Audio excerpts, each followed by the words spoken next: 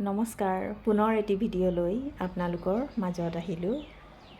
এইকেইদিন ছ'চিয়েল মিডিয়াত বহুতো কণ্টেণ্ট ক্ৰিয়েটৰ নতুনসকলক দেখি পিনাই বহুতো ধৰণৰ মন্তব্য ভিডিঅ'ৰ জৰিয়তে আগবঢ়াই আছে আৰু তেওঁলোকৰ কথাবিলাকে অকণমান আমনি কৰিছে। সেইবাবে ভাবিলোঁ ভিডিঅ' আকাৰে প্ৰস্তুত কৰি আপোনালোকৰ মাজত অকণমান মনৰ কথা শ্বেয়াৰ কৰোঁ বুলি। আমেৰিকা ডলাৰৰ পিছত অসমৰ ৰাইজসকল দৌৰ মাৰি আছে বুলি বহুতে কৈ আছে। সময় নষ্ট কৰি কাম বন এৰি দৌৰ মাৰি থকাৰ কথা কৈছে। কিন্তু মই ভাবোঁ কোনো মানুহে সময় নষ্ট কৰি বা কাম বন এৰি আমেৰিকা ডলাৰৰ পিছত দৌৰ মৰা নাই। সকলোৱে নিজৰ কাম সুন্দৰকৈ কৰি তাৰ মাজতে অকণমান সময় উলিয়াই ছ'চিয়েল মিডিয়াত কাম কৰি আছে। গতিকে কোনো মানুহ ইমান বুৰ্বক নহয় যে নিজৰ কাম বন এৰি ছ'চিয়েল মিডিয়াত দৌৰ মাৰি থাকিব। মই ভাবোঁ আমেৰিকা ডলাৰৰ পিছত যিমান পাৰে দৌৰ মাৰি থাকক।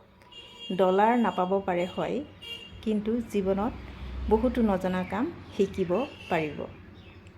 আৰু চাব, ডলাৰ নাপালেও আপোনাৰ ব্যক্তিত্ব অকণমান হ'লেও সলনি হ'ব।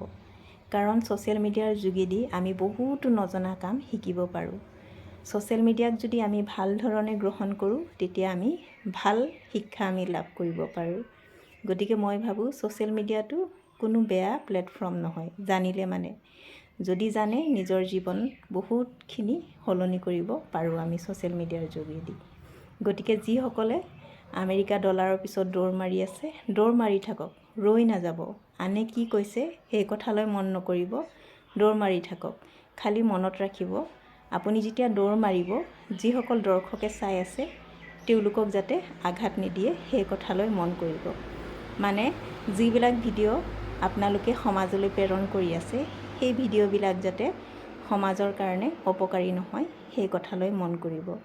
বাকী যি মন যায় ভিডিঅ' আকাৰে সুন্দৰকৈ প্ৰস্তুত কৰি সমাজলৈ প্ৰেৰণ কৰি থাকক। নিজৰ জীৱনো সলনি হ'ব আৰু সমাজৰ বহুতো লোকৰ জীৱনেও সলনি হ'ব। গতিকে মই ভাবোঁ যিমান পাৰে দৌৰ মাৰি থাকক, ৰৈ নাযাব দেই। ডলাৰ নাপাব, কিন্তু নজনা কাম বহুতখিনি শিকিব পাৰিব। এয়া সৰু মনৰ কথা ভিডিঅ'ৰ জৰিয়তে আপোনালোকক শ্বেয়াৰ কৰিলোঁ। যদি ভাল লাগিলে ভিডিঅ'টো আপোনালোকক শ্বেয়াৰ কৰি দিব। আৰু যিসকল নতুন ক্ৰিয়েটৰ তেওঁলোকে কৰি থাকক, কাৰো কথাত মন নিদিব, নিজৰ কাম নিজে ভালকৈ কৰি যাওক, কাকো অনিষ্ট নকৰাকৈ।